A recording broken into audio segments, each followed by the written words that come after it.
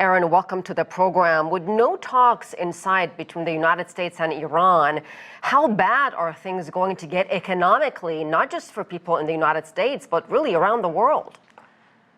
It is the global economy that is suffering the biggest ripple effects of this. I think Trump launched this regime change war on the belief that U.S. consumers would be insulated from the cost. But as we just heard, this is hitting Trump close to home as well.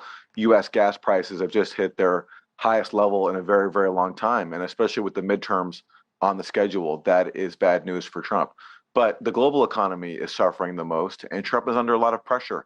That's why NATO states, who have traditionally been strong allies of the U.S., have refused to help bail him out in the Strait of Hormuz, where he demanded their help to help lift Iran's partial blockade.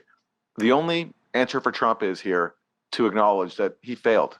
He thought that launching this act of aggression against Iran would succeed. If he bombed enough infrastructure inside Iran, the people would rise up and topple their government. I believe that's the narrative that Israel fed to him. It didn't work out.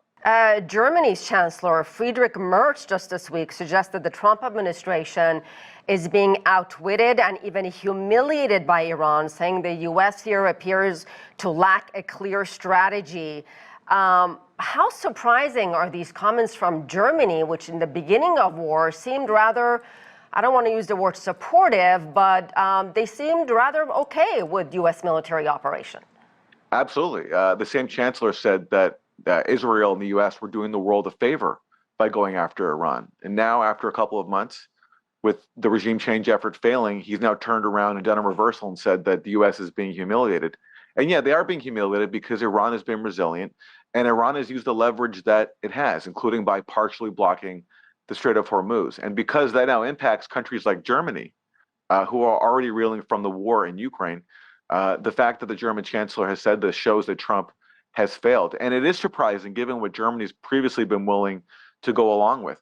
Recall that in the early days of the Russian invasion of Ukraine, the Biden administration bragged that if Russia invaded, Germany would lose the Nord Stream pipeline because that was the pipeline connecting Russia to Germany and the rest of Europe, giving cheap Russian energy that powered the German economy.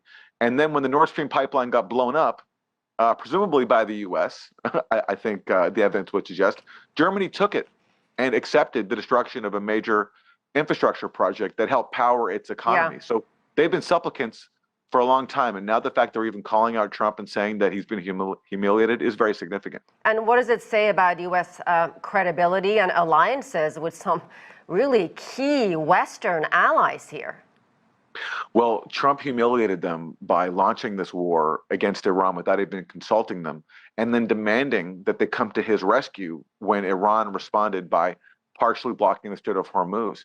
And the fact that they refused to do that after so many years of going along with the U.S. and all of its various projects, it says that U.S. credibility and standing has taken a hit, because I think finally people have reached their limit in how much they can be disrespected and used. And Trump hasn't helped this case by vowing to punish disobedient states and even mulling about kicking some states like Spain out of NATO for being so disobedient.